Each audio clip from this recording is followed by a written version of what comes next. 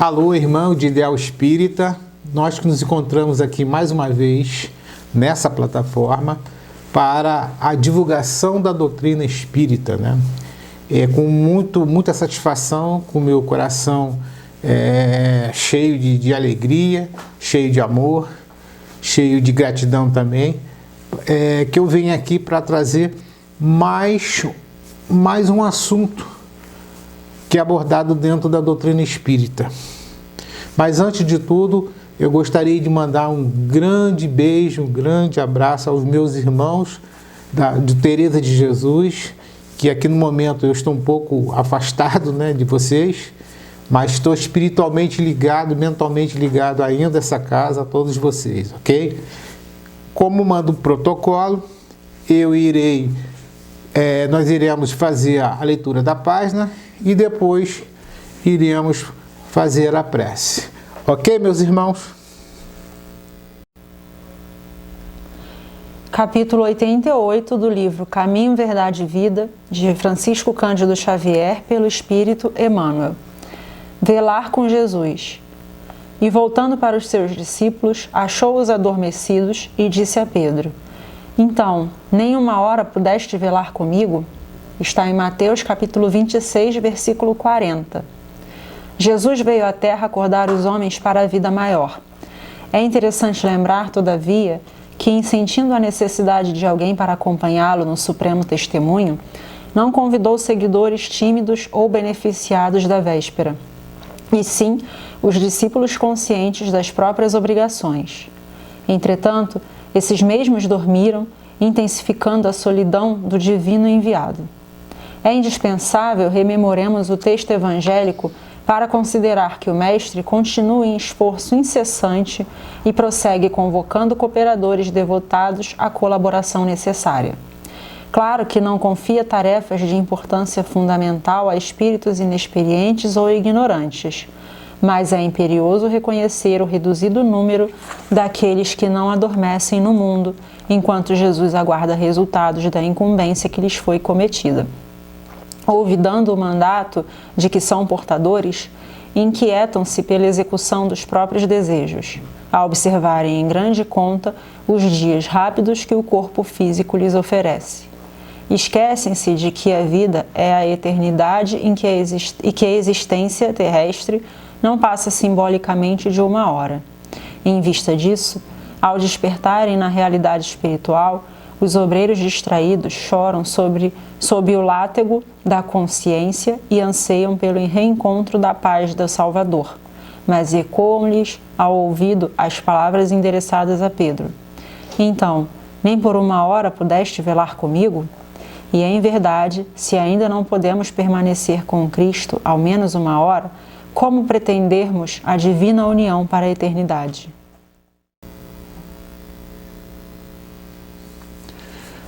Vamos fechar nossos olhinhos, vamos mentalizar a imagem de Cristo da maneira como cada um gosta de tê-lo e trazer ao coração e conversar com Ele.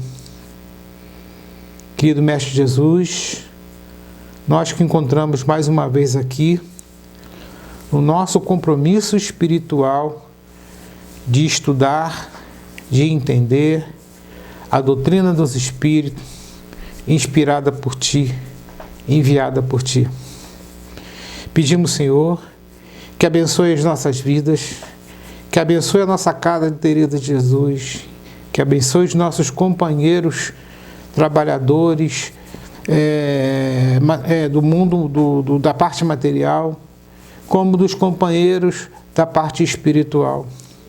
Dai força, Senhor, para que tenhamos disposição de superar os inúmeros obstáculos da vida, principalmente na concretização dos ensinos da doutrina e do Teu Evangelho de amor em nossos corações. Peço, Senhor, que abençoe o nosso estudo, peço que possa atingir os corações dos nossos irmãos, dos dois planos da vida, para que possamos juntos avançarmos na direção do norte do bem, do nosso Pai maior, do nosso Criador. Fica conosco, mestre querido, hoje e sempre. Que assim seja. Bom, irmãos, vamos dar início aos trabalhos. O assunto é o Consolador Prometido. Primeiro, vamos pensar da onde vem essa promessa? Da onde vem essa ideia de Consolador Prometido? Quem é que prometeu? Como é que isso surgiu? Como é que isso apareceu? Apareceu do nada? Obviamente não, né? Existe uma razão de tudo, principalmente quando nós falamos em doutrina espírita. Tudo tem uma razão, tudo tem uma origem e tudo tem uma lógica. Então vamos buscar da onde que apareceu essa questão da promessa, do Consolador Prometido. Essa parte nós precisamos nos retomar no passado, ao tempo de Jesus Cristo. Jesus Cristo, na sua atividade aqui na Terra, na sua missão, na sua divina missão de trazer a grande mensagem para a gente, ele tem uma passagem em que ele deixa uma promessa. E aí nós já vamos ver por que ele vai fazer essa promessa. Essa passagem está em João, capítulo 15, versículo 15 ao 17 e também no 26, se vocês quiserem pesquisar. Diz o seguinte: certo momento Jesus falou: se me amais, guardai os meus mandamentos, e eu rogarei ao meu Pai, e ele vos enviará outro Consolador, a fim de que fique eternamente convosco. O Espírito de verdade, que o mundo não pode receber, porque o não vê e absolutamente o não conhece. Mas quando a vós conhecê-los, porque ficará convosco e estarás em vós. Porém, o Consolador, que é o Espírito Santo, que meu Pai enviará em meu nome, vos ensinará todas as coisas e vos fará recordar tudo o que vos tenho dito. Então Jesus, quando disse essa passagem, né? essa promessa, ele afirmou que haveria um Consolador. Ele afirmou que esse Consolador, que é o Espírito de verdade, ou um Santo Espírito, como alguns costumam falar, ele iria recordar as coisas do ensino do Cristo e iria ensinar outras coisas. E aí a gente para pensar, mas por que Jesus disse isso? Qual foi a razão que Jesus chegou a essa conclusão? Por que ele fez uma promessa? Né? Então nós já vimos na passagem do Evangelho que ele prometeu. Agora vamos entender por que ele prometeu. Então, olha só, Jesus promete outro Consolador, o Espírito de verdade, que o mundo ainda não conhece, por não estar maduro para compreender. Então vamos pensar, lá no tempo de Jesus, lá no mundo antigo, né, mais de 2000 anos atrás, temos que lembrar a realidade social, a realidade econômica, a realidade de conhecimento, a maturidade daqueles espíritos todos encarnados lá, que nada mais, nada menos éramos nós, né? Nós de hoje. Nós não estávamos, vamos dizer assim, preparados, nós não estávamos amadurecidos, nós não tínhamos outros elementos do conhecimento para que a gente pudesse compreender a mensagem de Jesus. Além dessa mensagem de Jesus ser uma mensagem revolucionária, porque ele, a sua lição, a sua doutrina, né, baseada de forma bem profunda nas leis de Deus, ela ainda naquele momento, ela chocava com toda a realidade de valores morais que os povos, que as pessoas cultuavam naquele tempo. Então Jesus, como um espírito Cristo, como nosso governador do planeta Terra, como um espírito puro, super elevado, conhecendo todos nós, vamos dizer assim, na pedagogia celestial, ele sabia que naquele momento nós não iríamos conseguir apreender e nem compreender todas as lições que ele deu. Então o que Jesus fez? Ele lançou uma grande, poderosa semente. Mas essa semente, ele sabia que tempos mais tarde ela teria que ser irrigada com outros fertilizantes, né? Por exemplo, era preciso que chegasse ao tempo que conhecimentos de física, das ciências, vamos dizer assim, de todas as ciências, da filosofia e do próprio amadurecimento da nossa experiência humana, pudesse criar o campo favorável para que a semente preciosa do Evangelho pudesse então germinar. Então foi isso que foi dado. Então a gente começa a entender, Jesus ele sabia de tudo. Ele compreendia tudo. Todas aquelas lições ele sabia que nós deveríamos ter que levar um certo tempo, como diz hoje no jargão popular, né? Nós iríamos necessitar um tempo para a nossa ficha cair e a gente passar a compreender a profundidade do seu ensino, ok? Aí aqui o texto, ele diz o seguinte: o Consolador que o Pai enviará para ensinar todas as coisas e para relembrar que o Cristo há dito, se portanto o Espírito de verdade tinha de vir mais tarde a ensinar todas as coisas, é que o Cristo não dissera tudo. Se ele vem lembrar o que o Cristo disse, é que o que este disse foi esquecido ou mal compreendido. Então o autor aqui ele vai falar o seguinte: Jesus disse muitas coisas e nós não compreendemos, e por fatores do tempo, né? da vivência daquele tempo, dos valores, dos nossos atavios também culturais e religiosos, a gente esqueceu aquilo ali. Né? Vamos dizer assim, nós esquecemos aquela mensagem. E Jesus, que é uma coisa muito importante, Jesus não pôde dizer tudo. Ele não pôde informar tudo. Por quê? Porque nós, como um aluno inicial de uma escola, nós não estávamos preparados para ouvir, para aprender, para ter contato com um conhecimento mais elevado. Simbolicamente, é que nem se pegasse uma criança do primário, da terceira série ou da quarta série primária, e colocasse numa turma de terceiro ano do ensino médio, estudando física, por exemplo, estudando química, por exemplo. A criança, obviamente, ela não estará preparada para aqueles conhecimentos. Aquele conhecimento não vai surtir efeito nenhum. Então, Jesus sabia que, ao seu tempo, ele tinha um conjunto de ensinamentos básicos, que a gente pode dizer básico, mas fundamental. Sem ele, não se vai a lugar nenhum.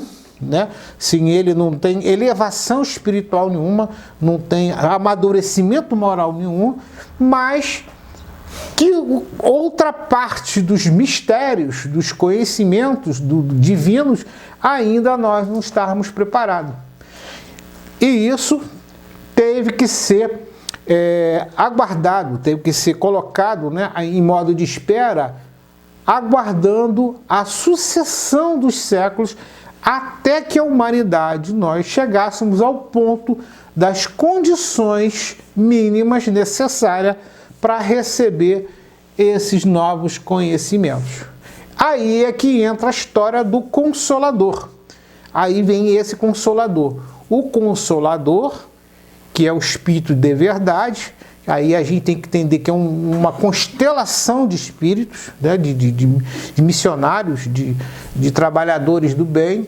Eles vieram com essa dupla missão.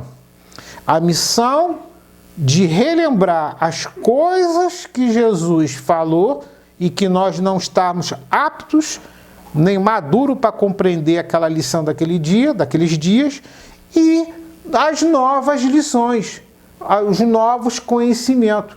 O mistério se desfazendo, né? Ou seja, o véu de Ísis vai se abrindo e os novos conhecimentos vêm aparecendo. Então, o Consolador ele teria essa dupla função, ok?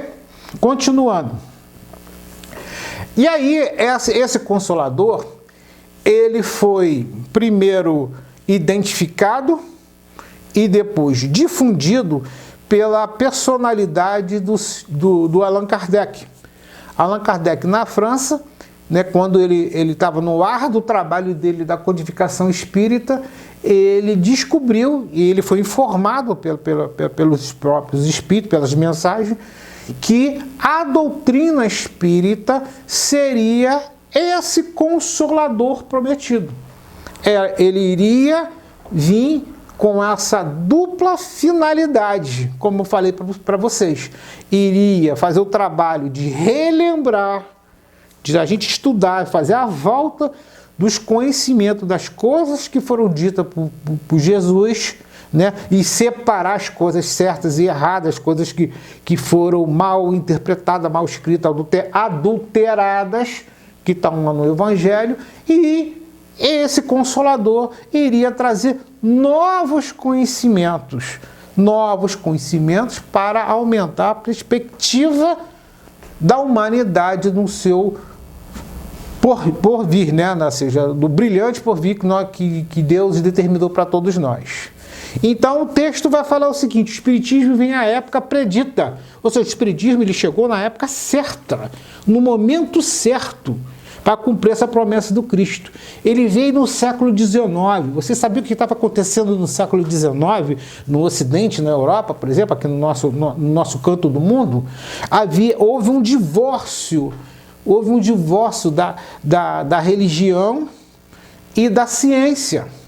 A ciência passou a rejeitar tudo que a religião colocava, que a religião antigamente ela dava explicação de tudo, ela estava em todos os campos, estava em todas as referências, né? E quando surge a ciência, opa, não, essa explicação não pode ser vista pelas regras das teologias tradicionais, pela religião tradicional. Então houve um rompimento. E nesse rompimento surgiu o quê? A religião tradicional, ela não conseguia satisfazer o novo homem, o homem moderno, um homem agora tecnológico, um homem com os vários conhecimentos da ciência sendo provado ali, ela não conseguia se ajustar a essa questão. E, por outro lado, a ciência, já divorciada, vamos dizer assim, da religião, ela partiu para o lado materialista, para o lado da negação de Deus, das questões espirituais, morais, etc, etc.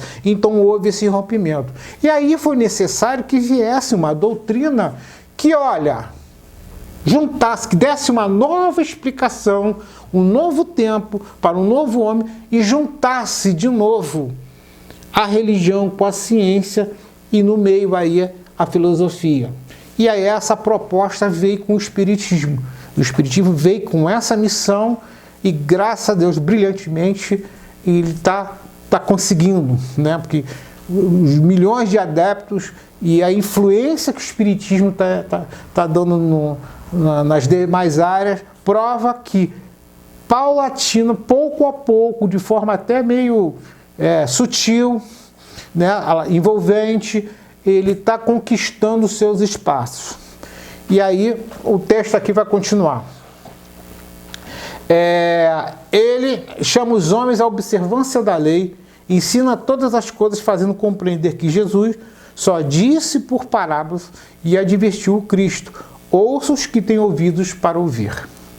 Aí seguindo, aí ele fala também: o Espiritismo vem abrir os olhos e os ouvidos, porquanto fala sem figuras, nem alegorias, e levanta o véu intencionalmente, lançando sobre certos mistérios. Vem finalmente trazer a consolação suprema aos deserdados da terra. e a todos os que sofrem, atribuindo a causa justa a um fim útil a todos e a todas as dores. Que vinha esse novo, essa segunda parte que eu falei da proposta do Consolador, né? Ele vem o quê? O que ele veio? Ele agora, nós vamos falar das verdades divinas, nós vamos falar dos mistérios sem mistério, vamos esclarecer como é que é a coisa. Por isso que Kardec vai cunhar a frase, né, de fé raciocinada. Agora nós vamos saber por que nós cremos, não crer por crer, ou por um ritual, ou por um condicionamento qualquer, mas sim entender por que nós estamos crendo naquilo ali, por que nós temos fé naquilo ali. E é isso que o Espiritismo vem trazendo. E aí, nesse trabalho, é claro que o Espiritismo ele vai dissolver as fantasias, as alegorias, todas as coisas ocultas ou muito mal explicadas que se davam dos chamados mistérios. Então a doutrina vem fazendo essa reforma toda, essa mudança toda. E eu diria, né, me desculpe, no meu particular, eu diria que talvez a força maior dessa proposta do novo espiritualismo, né, do espiritismo, ele é o caráter consolador, né? Porque como a religião tradicional não conseguia mais dar esperança, dar grandes explicações para as dores, para as injustiças, para os problemas da vida, e a ciência partiu para o negacionismo, o ceticismo, o materialismo, ou seja, acabou, morreu, é isso, ó, tu deu sorte, não deu. Aí vinha a doutrina espírita com a sua poderosíssima mensagem de consolador. A doutrina espírita é uma doutrina extremamente consoladora e ela tem que cumprir essa função. E nós, como trabalhadores, aprendizes do espiritismo, nas nossas casas, nas nossas atividades, nós não podemos nunca, mas nunca, irmãos, esquecer disso, que o nosso principal trabalho dentro da casa que precisa ser um espaço de consolação, de recebimento, de acolhimento, como se diz hoje. Essa é a grande função. Então, quando o Espiritismo chegou e falou que, vamos dizer assim, o Espiritismo matou a ideia da morte finalista, né? A ideia que não tem mais jeito. Quando ele diz e traz a informação que nós somos espíritos imortais, que nós continuamos, que nós voltamos várias vezes aqui na Terra para cumprirmos determinadas programações da nossa evolução, seja no nosso depuramento das nossas imperfeições, seja na aquisição de novos conhecimentos, direcionando a uma perfeição relativa, né, vamos dizer assim, da nossa evolução espiritual, que nós estamos aqui de passagem, que o mundo material é um mundo de transição, e que o mundo espiritual, que é o mundo das causalidades, lá é o nosso verdadeiro mundo, é a nossa verdadeira morada. E que nós somos verdadeiramente irmãos em humanidade, como Jesus colocou, porque nós somos criados pelo mesmo Criador, por Deus, nesse infinito universo que tem aí dos nossos, vamos dizer assim, infinitos irmãos que estão em diversas galáxias e talvez em diversos outros universos, que são os nossos irmãos, somos todos da mesma criação. Então, quando traz isso, gente, é uma mensagem poderosa, é uma mensagem que nos tira profundamente da escuridão, das trevas do conhecimento e dos sentimentos, e traz uma claridade de fé, mas tão cristalina e tão poderosa, que a gente passa a ter uma nova perspectiva de vida, né? Um novo entendimento de vida. E é isso que aí o Consolador Prometido, ele cumpre essas duas missões. Ok? Vamos continuar aqui. O texto também diz o seguinte: disse o Cristo, bem-aventurados os aflitos, pois que serão consolados. Né? Mas como há de alguém sentir-se ditoso por sofrer, se não sabe por que sofres? Olha que legal. A doutrina espírita diz: o sofrimento existe, é inegável. E enquanto esse mundo for de provas e expiações, e também no mundo de regeneração, que vai ter sofrimento também, ele tem uma função de ser. Ele tem vamos dizer assim, o sofrimento ele tem uma missão de aperfeiçoamento dentro da gente, de transformação dentro da gente. E aí ele dá um sentido lógico, um sentido racional. A gente passa a entender isso. E quando a gente passa a entender isso, um sentimento de resignação, um sentimento de paciência, um sentimento de compreensão das coisas que estão acontecendo com a gente no entorno da gente, e a gente passa a conduzir a nossa vida e nossa vida em comunidade de uma forma mais otimista, com mais força, com mais fé. Que a gente sabe, como dizia muito o Chico Xavier, que na verdade ele reproduz o que Maria dizia, né? Maria de Nazaré, que tudo passa, né? E é verdade, tudo passa. Essas coisas passam. Então é uma mensagem profundamente consoladora, não é, meus irmãos? Vamos raciocinar. É muito consolador a gente saber que a nossa vida continua.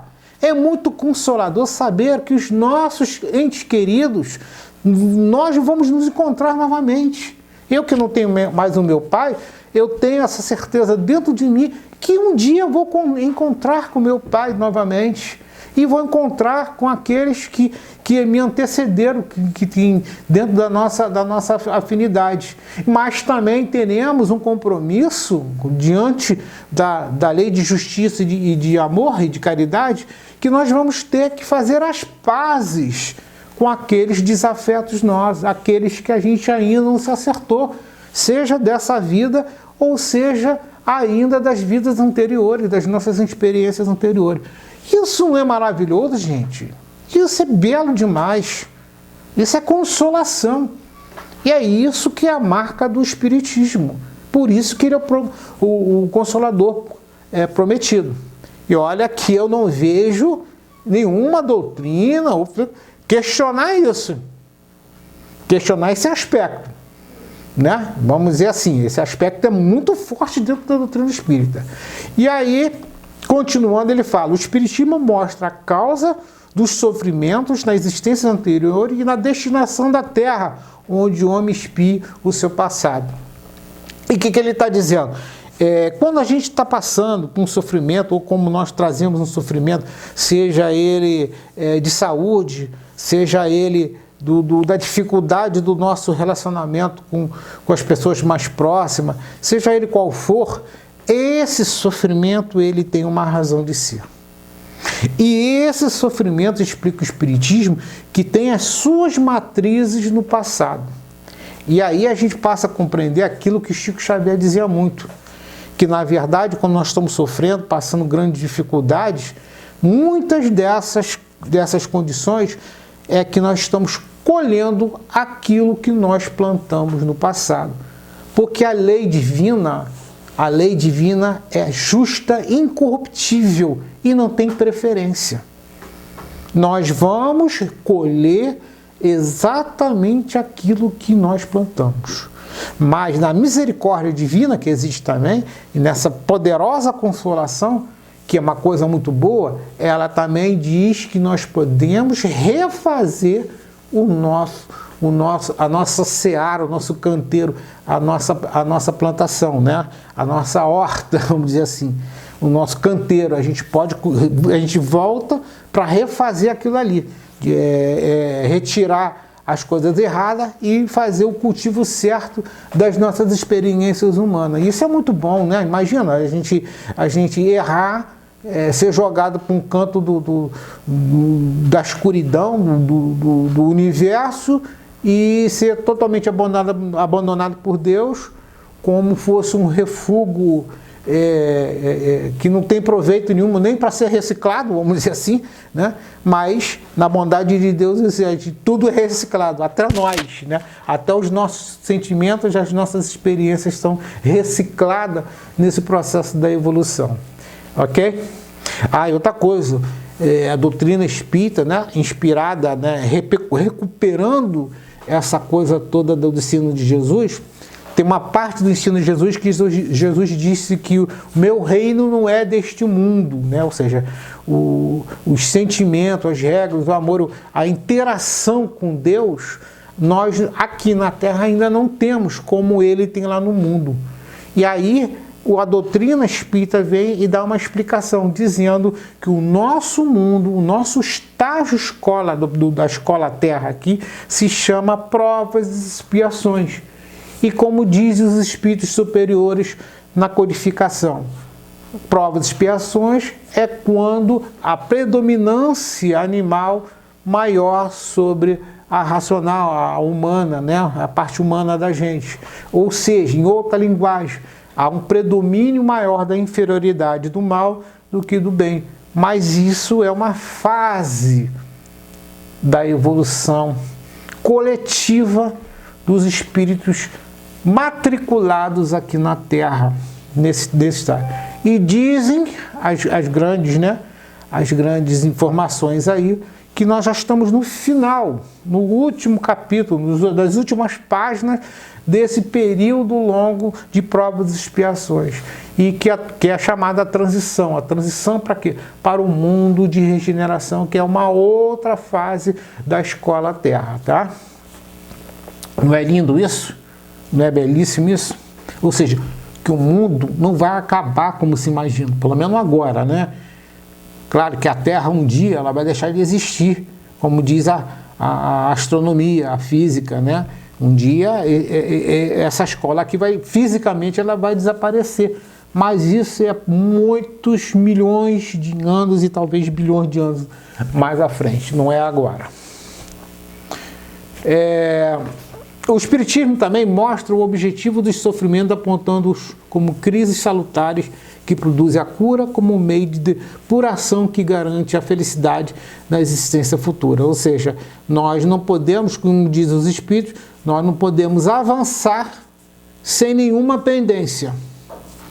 Não podemos estar em outra instância espiritual superior enquanto não resolvermos tudo na instância, na fase que nós estamos. É da lei de Deus, e é da lei de justiça e de amor e de caridade. E é da mais perfeita lógica que a gente possa ter, né? É de profunda justiça. Só isso que eu tenho que dizer. O homem compreende que mereceu sofrer e acha justo o sofrimento. Sabe que este lhe auxilia o adiantamento e o aceita sem murmurar. Como o obreiro aceita o trabalho que lhe assegurará o salário. É o que acontece no Espiritismo. Quanto de nós nos envolvemos com o Espiritismo e às vezes com contato mediúnico, né? Nosso contato com os espíritos, e às vezes vem lembrança até nós, informações até nós, sobre situações infelizes que nós cometemos no passado e clareia para a gente o problema que nós temos hoje. E aí isso dá para a gente um sentimento de resignação. E aí a gente passa a ter uma postura diferente. Vamos pegar o exemplo do Chico Xavier, né? O Chico Xavier, ele tinha inúmeros problemas de saúde. E ele pediu que não se livrasse, né? Não tirasse nenhum deles, não prorrogasse nenhum deles, vamos dizer assim. Ele se preparou para tudo aquilo ali. E as informações nos dizem que eram problemas decorrentes lá do passado, talvez lá do mundo antigo, onde ele viveu. Então, ele aceitou o problema da visão, né? Ele era praticamente cego, e outros problemas de saúde que ele teve. E ele levou isso como uma elevação impressionante, né? A gente reclama de qualquer sofrimento, qualquer dificuldade, qualquer doença, qualquer dorzinha, né? E aí, quando eu fico sabendo, fico lendo, fico vendo as histórias de Chico Xavier, eu falo assim, nossa Senhora, que espírito, né? E é consolador demais tudo que ele passou, que ele nos ensinou também, né? Nos ensinou como sofrer, como suportar o sofrimento, como entender o sofrimento, né? Isso que é a melhor maneira da gente levar. Falando aqui, meus irmãos, no Espiritismo, né? O Espiritismo lhe dá a fé inabalável no futuro e a dúvida pungente não mais lhe apossa da alma. Por quê? Porque o Espiritismo ele tem a fé raciocinada. Nós sabemos por que nós cremos. E por que nós cremos? Porque nós sabemos que nós somos espíritos imortais, que há uma continuidade da vida e etc, tudo aquilo que a gente aprende na doutrina. E isso é extremamente consolador, extremamente envolvente para agasalhar o nosso coração. Dando a ver do alto as coisas, a importância das vicissitudes terrenas. Some-se no vasto e esplêndido horizonte que lhe faz descortinar a perspectiva da felicidade que lhe espera. Ele dá a paciência, a resignação e a coragem de ir até o termo do fim. Ou seja, vamos dizer assim, o Espiritismo ele explica perfeitamente, bem racionalmente, como é que são as regras do jogo, como é que são as coisas, como é que as coisas funcionam, como é que, vamos dizer assim, aspas, por favor, a mecânica espiritual, né? Como é que tudo funciona. E aí isso nos dá uma absoluta segurança do que a gente, quando nós estávamos nas religiões tradicionais, né? Que a gente preso apenas rituais, a fórmula, a canto, não sei o quê, e no final, cara, na verdade, a gente ou acreditava por fanatismo, ou a gente acreditava assim, meu Deus, vamos ver se a gente tem sorte, né? Se a gente consegue, tudo mais, né? As barganhas, tal, com os sacerdotes, em relação a Deus, etc. Assim, era uma experiência que não tem compreensão racional. Aí com o Espiritismo, ele bota a compreensão racional. E eu diria ainda que a grande importância do Espiritismo que ele coloca exclusivamente nas nossas mãos. Não existe intermediário, né?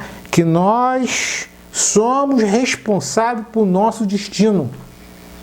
Não tem como delegar ninguém, e nenhum sacerdote, nenhum representante religioso, nada irá alterar ou fazer melhor, ou fazer por nós aquilo que nós temos que fazer.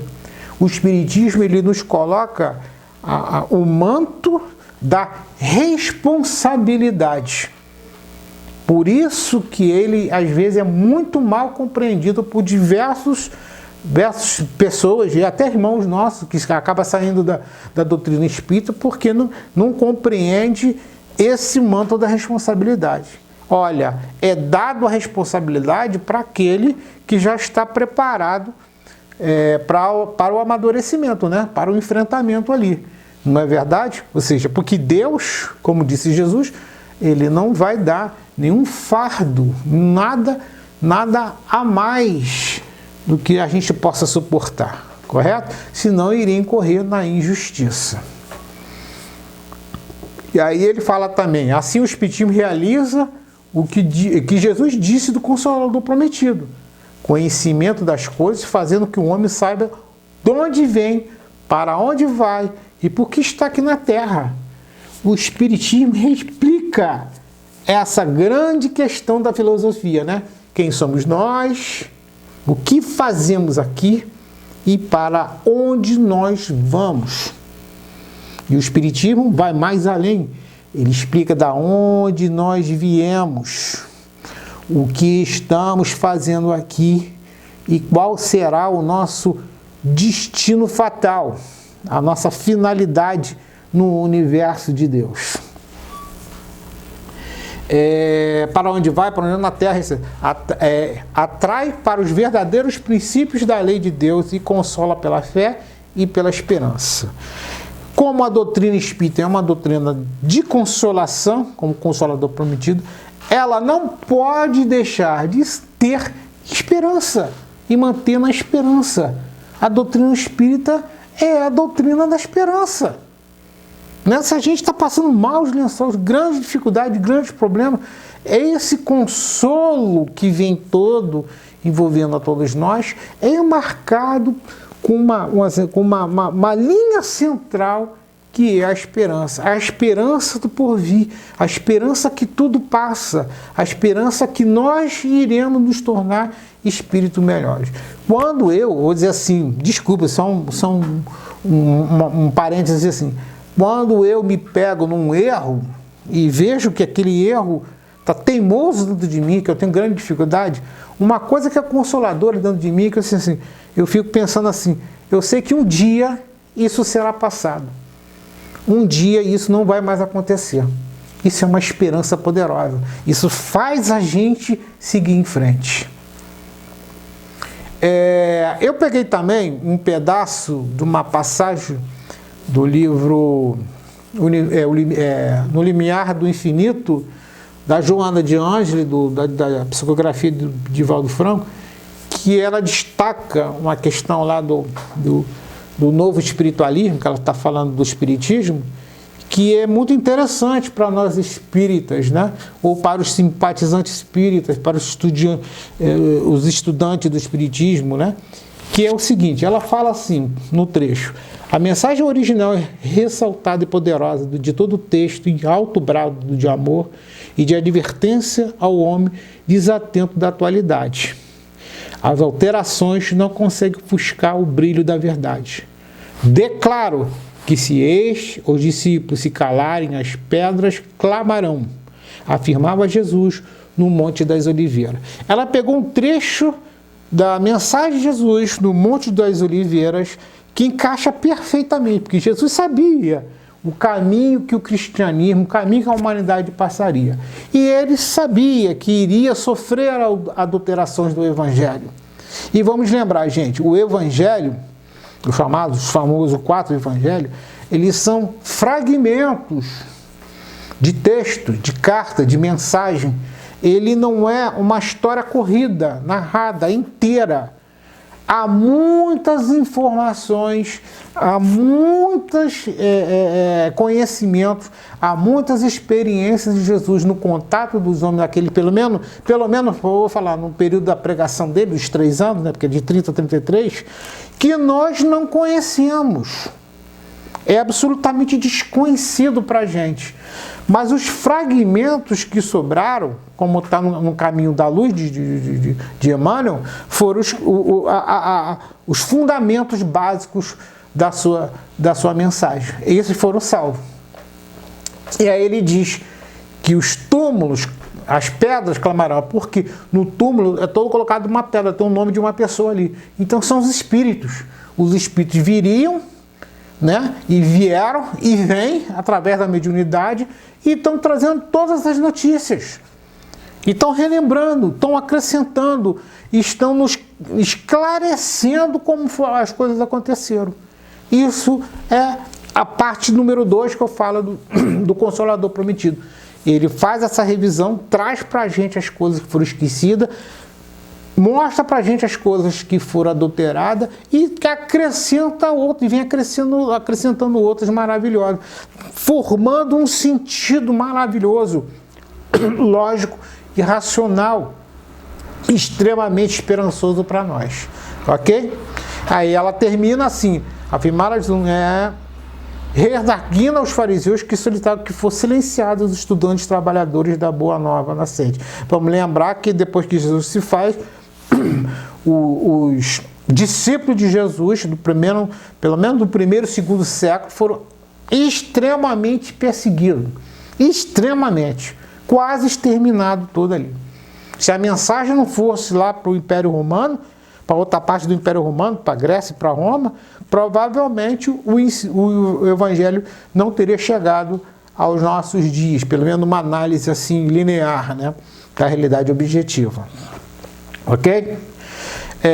Para finalizar, a mensagem de Herculano Pires, muito interessante, que ele fala assim, que Jesus nos ampare a fim de não nos desviarmos nunca do nosso objetivo, que é revelar a todos os que se interessam pela verdade aquilo que o Espírito de verdade nos ensinou, através da doutrina consoladora do Espiritismo.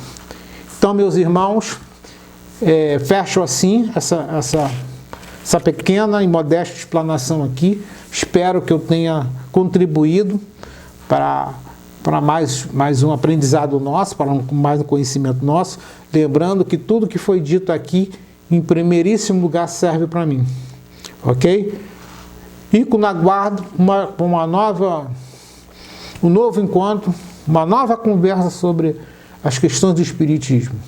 Agora, como manda o protocolo, farei a prece de encerramento e desejo a todos um grande dia, uma boa semana, muito estudo, muita autoavaliação e que a gente possa mantermos no norte do bem, no norte dos ensinos de Jesus, em direção ao nosso Pai Maior que nos aguarda. Ok? Vamos lá.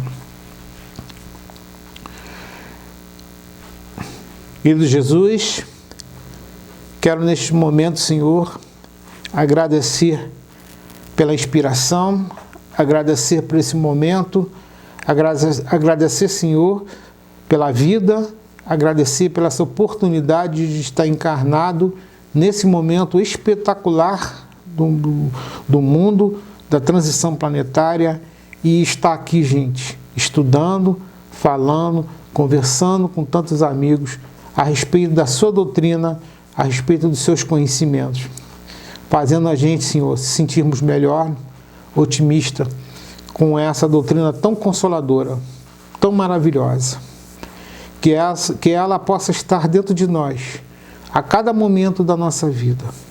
E nós, como disse Jesus Cristo, possamos colocar a candeia em cima da mesa, a gente refletir essa transformação, refletir esse conhecimento, refletir principalmente essa consoladora doutrina, que nos dá tanta esperança e que nos dá também o sentido para a vida.